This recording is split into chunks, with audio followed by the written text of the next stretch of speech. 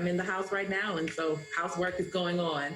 Thanks for having me. Great to have you. Is that the vote to go, the bell to go vote, or something else? Almost. Yep, almost. Okay. Well, we'll keep it moving, Congresswoman. I want to get into several things with you, but first, it is politics, but your response to what we're seeing here, which is very specifically in the context of a lot of independent and Republican voters backing the Biden domestic agenda, the spending bills, this refrain to a so-called culture war.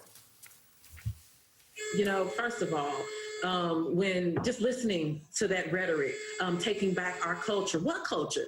What culture is that? What culture are you taking back? Are you know, when I think about all of these, this rhetoric about the critical race theory, first of all, it's just a diverge. It's a scare tactic to make people not want because, you know, we're doing a lot of talk and we're pushing hard to make sure that Black lives do matter in this country and making sure that brown lives matter in this country and trans lives and Native lives matter in this country by the evidence of life. And so this is their way of trying to stop that. You know, and since the GOP invented this fight, they can answer me this question, Ari. Do you believe that we should teach history, the history of the Middle Passage and slavery in this country? Do you believe we should teach the history of Jim Crow? Do you believe we should teach about the bombings, the race massacres, you know, East St. Louis, Detroit, Memphis, Rosewood, Chicago, Springfield? Do you believe we should teach those things? Or no? Is that what you're really saying? Do you believe that we should teach how this country, the thread of this country now, the legacy of all of that is like this thread that still is alive and well today in that of mass incarceration and policing and over criminalization? Should we teach that? Are you saying no? Yeah, I think those are trenchant questions, especially when we're talking about the facts of the past, which are apparently uncomfortable for some. I did want to get into policing, an issue I know you care a lot about, and I saw this headline, and I'm really curious about it. You know, I like to tell viewers, like, when we know things and we don't, like we have some clues about some of the earlier stories tonight.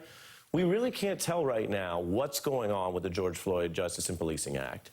There's this headline, lawmakers reach a, quote, bipartisan agreement on police reform. They call it a preliminary bipartisan agreement after months of debate. And interestingly, some of the CBC leaders and others who I think have been quite credible on the issue are saying, yeah, they're going somewhere. Do you have any insight on this? Can you tell us, would that deal include reforming police immunity in court, which has been such a sticking point? And do you think it goes far enough?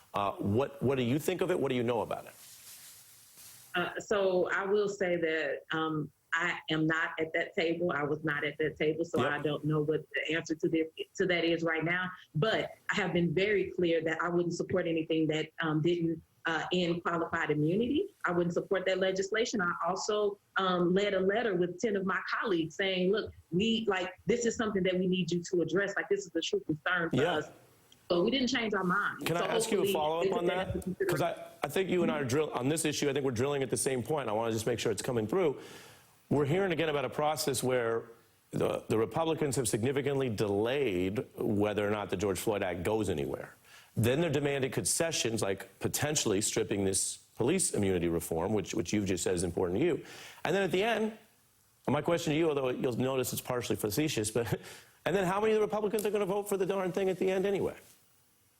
Right, exactly. You know, I need them to stop being hypocrites. And I'm saying that because I'm sitting here and I watch it all the time. You know, these are the same folks that say to me, you know, oh, she wants to defund the police. She wants to defund the police. But they're the ones that actually defunded the police by $1.9 trillion, you know, when 100% of them voted against the supplemental for Capitol Police and ATF and the Bureau of Prisons and so on. Mm-hmm. So, you know, it's totally hypocritical. But I will say this, that we cannot throw crumbs at a situation and, you know, tell people that, you know, this is your food you ate and expect to see everything change the way that we're asking for it to change. No, actually make policy decisions that save lives, that change situations. Why do we have to beg to not be murdered, to not be killed, to not be disproportionately hurt and singled out or targeted and attacked by police in this country? You know, and all we're asking for is the regular. We're asking for Tuesday, Ari. Like, just let us be regular, give us our rights in this country. That's what we're asking for. And we shouldn't have to legislate to do it in 2021. Yep.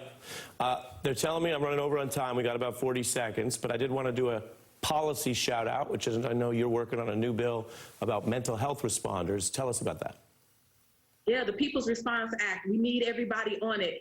The People's Response Act says that the DOJ no longer should be the ones that dictate the response to public safety. It should be health issues should be up under Health and Human Services. So there should be a health-centered response.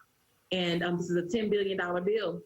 That will put our first responders like licensed social workers, mental health workers, doctors, nurses out into our communities to help deal with issues of mental health and substance use crises and so much more. Interesting. And it again goes to something we've covered sadly on the tragic ending of these incidents sometimes, where you say, wow, why did they come in with hard force? But it's not always clear where it went wrong.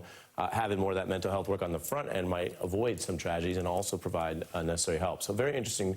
I wanted to get into that as well. Congresswoman Bush, thanks for being here. Thank you for having me. Appreciate it.